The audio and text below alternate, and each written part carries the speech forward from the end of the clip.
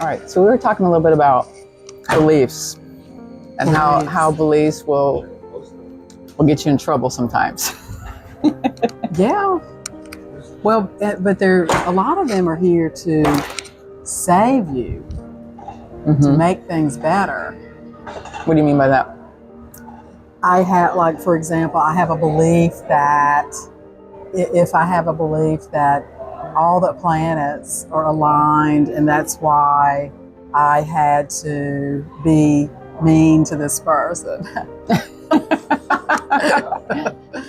I mean, I'm just, like, in other words, I could use a belief to justify any kind of bad behavior in a way.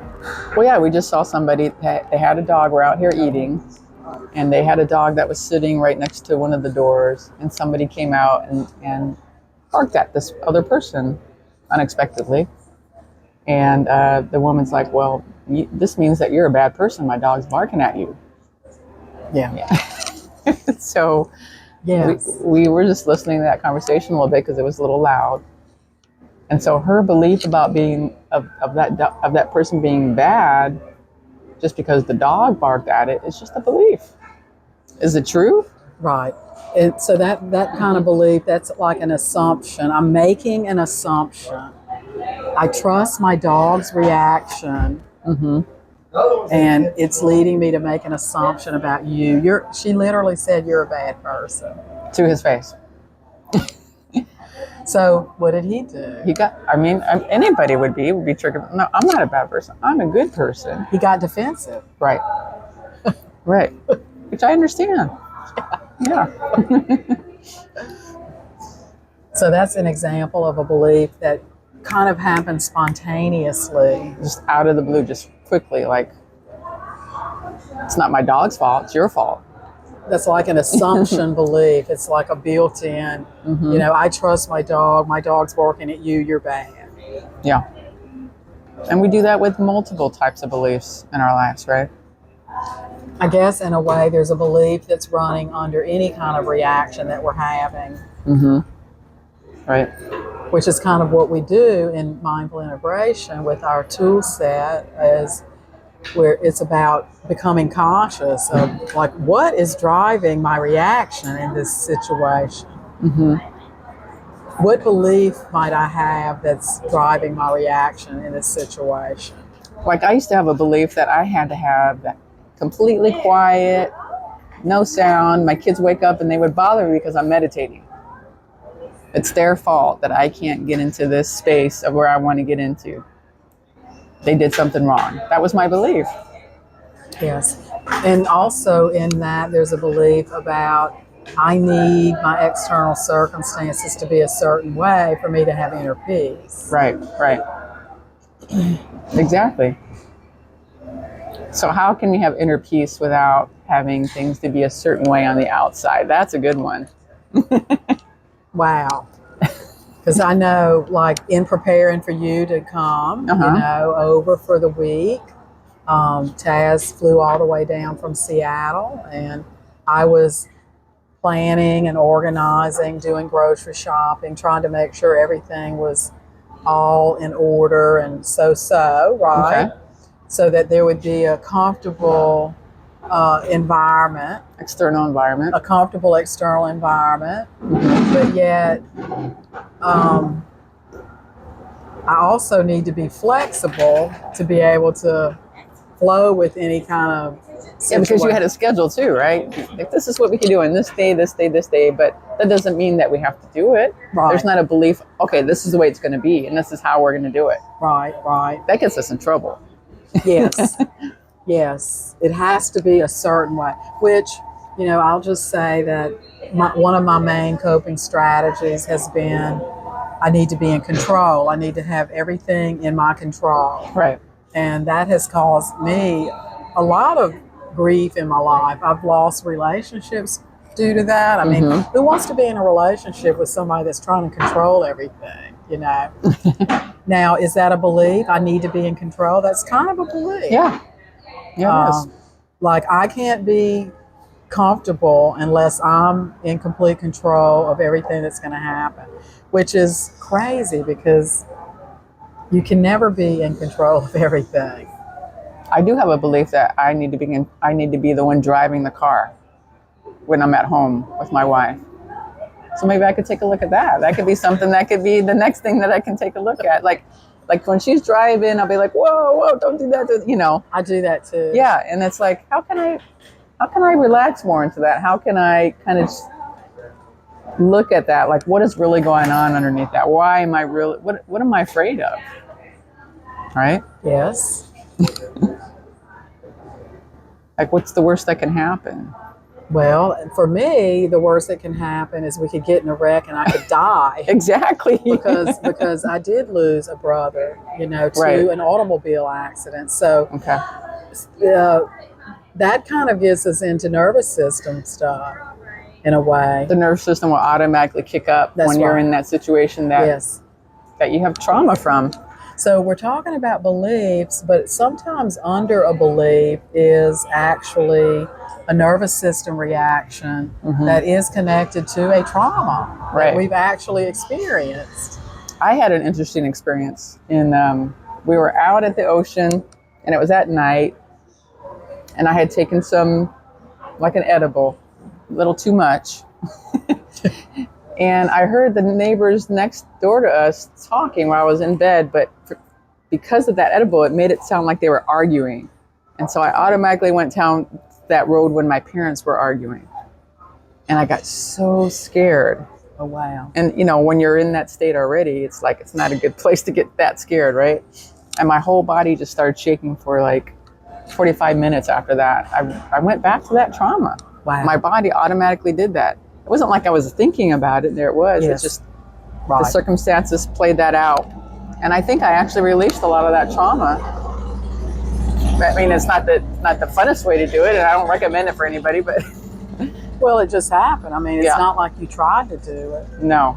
But you gave it enough space. You were able to notice what was happening. I had to breathe through it. Yeah. That was the only thing that I could do in the moment, because when you're on a substance like that, it's hard to get in a space where you feel like you have more power, more control, because you're already out. Yeah, you're already out there. Yeah. So beliefs and the nervous system can definitely be triggered. So my nervous system got triggered in that moment. Was there a belief that came up that you're aware of? No, there was not many beliefs coming up, but it was just like that. I felt like I went back to that trauma. It was interesting. Yeah. I automatically went back to that. And I'm like, I have to stay safe, right? Yes. I have to protect myself. And I knew it wasn't logical, it wasn't reasonable, it wasn't any of those things. But my body took over. I had to get it back. Yes. I had to ground it. I had to breathe through it in order to... Yes. I actually felt like I was dying. Yes. Yeah. Literally, I thought I was going to die. So that's what it's like when the nervous system has been dysregulated. Yep. It feels like panicky, high anxiety. It was high anxiety, yeah. So nervous system regulation practices is important to know. And for you, obviously breathing is one of the... It's the one I recommend the most, to breathe, like taking in a breath in like 6 seconds and then out for 8 seconds. You want to take a longer exhale, and that's what really will calm down the nervous system. So, and we have a lot of exercises, a lot of tools that we have created within our Radical Resilience course. Yes. It's very powerful. So these are things that is important. These things are important for laying the foundation for using the tools, the tools that are more intense. And the intention of the more intense tools are to really get deep into the trauma. Yeah. Well, you said you felt like that helped you release some of that trauma. So some of what was going on is that you were connecting it. You could see what had triggered it. So that's an important thing too, as far as beliefs and to see what... Yeah, because if I was unconscious about what any of that meant, I probably would have thought, well, I probably would have had to go to the hospital. Like, what's going on here? Right. Yeah. So that brings up one of my most favorite topics, and that is the origin of the programming, Right. is how I say it, the origin of the programming. And so programming in this case could be a belief, it could be, you know, a story that we're telling ourselves, it could be an identity that we have about who we are. Or it could be just about the way we think things just are. Like, that's it. Yes, this is how it is. This is how it is, right? Which we have a lot of that we don't even realize, right? Oh, yeah. Because that was just, we were raised with these ideas of this is how it is, and you have to work hard to make money. Oh, yeah. That's just how it is. Right. So is that true? Right. Is that necessarily true or not? Not necessary, no. But a lot of people feel like it is. I know I did for a long time. Yes. No pain, no gain. Right. Yeah. Mm-hmm. And there's a lot of things that people are doing now to biohack the body where they don't have to work out as hard and they still get the muscle gain. So many different things out there now, right? Yeah. So in other words, when it comes to beliefs, we can question them. Any of them. But we first have to be aware of them. Right. So when it comes to beliefs, the first thing is to be aware that I have a belief and I'm reacting as a result of this belief that I have. Yeah. And then giving it space. Mm-hmm. And then what we want to gradually do is look at the origin of this belief. When did this belief originate? When did this first originate? But you really can't do that unless you're in some sort of like openness, spaciousness, mindfulness, because I mean, if you say that question, your mind may try to make it up and justify and everything, right? Yes, exactly. Yeah. But yeah. And even when we're resting in mindfulness and looking from witness consciousness, sometimes what comes up, we might not trust it right away either, which is fine. You know, I mean, I suggest writing it down. If you're not being facilitated, write it down. Just accept it. Whatever is coming up from the system about when did this originate. And you know, we have these monthly meetings where we're going over these tools, we're practicing the tools, and it's for free, and it's happening every third Tuesday of the month. Yeah. So everybody's welcome to come to that. Right, and we encourage you to write. So we'll be facilitating you through the tools, and you'll be writing. And then if we have enough time at the end, people can share what they wrote. Right. Yeah, so just think about some of the beliefs that you have where it's just like you've never thought about it in any other different way. And kind of question it. Is this really true? Is this what I really want to believe? Yeah. Why do I need to believe this? Why do I need to believe this? Right. Yeah, why do I need to believe this? Mm-hmm. So, I need to believe that I have to be in control.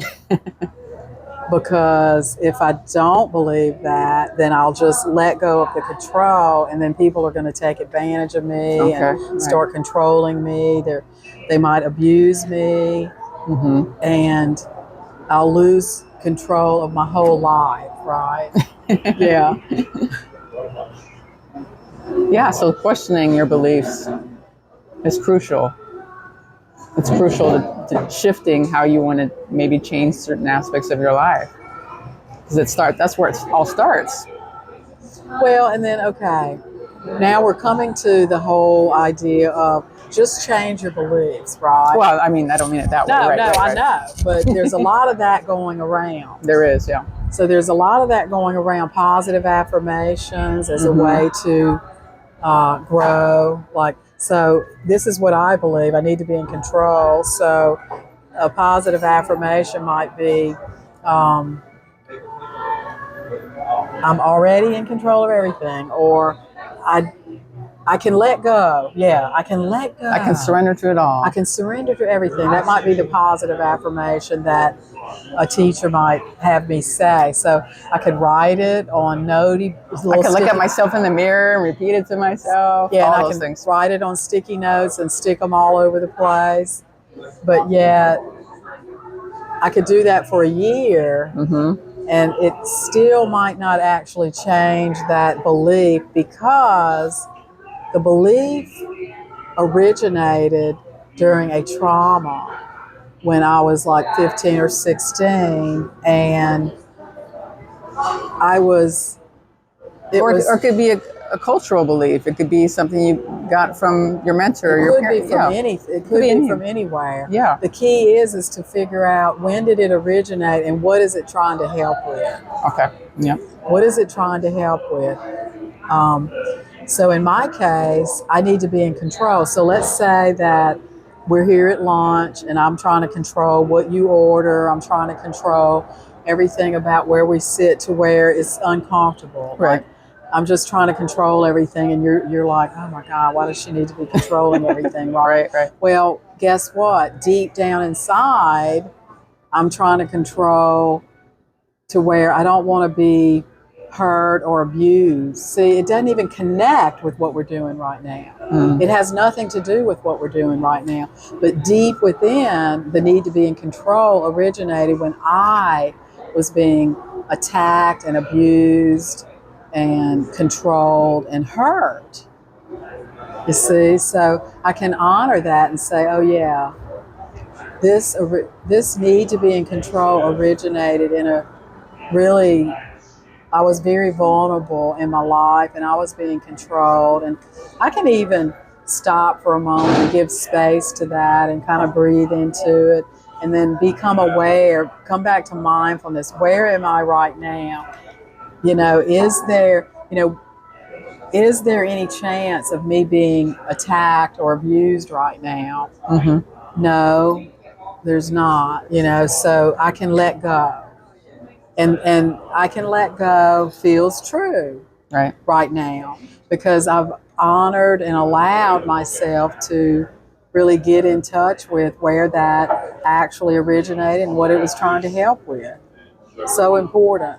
And it doesn't necessarily happen that quickly. I mean, within a session, it can take some time to actually get to that, to get to that space, to get to that reverse flip, right? Yes, that's right. The true flip. And the good thing about the tools is that we teach you the tools so that you can use them, like I just did. That was just an example, but I can, and we've taught these tools to hundreds of people, and people can use them in their lives, and it helps a lot. It's helped a lot of people. I think it's much more powerful than affirmations, because I mean, affirmations are good to some extent because it helps reprogram the mind. But if you still have an underlying belief that is opposite of that, and you haven't really addressed that and haven't looked at that, then it's really hard to put something on top of something that's already like. Yes.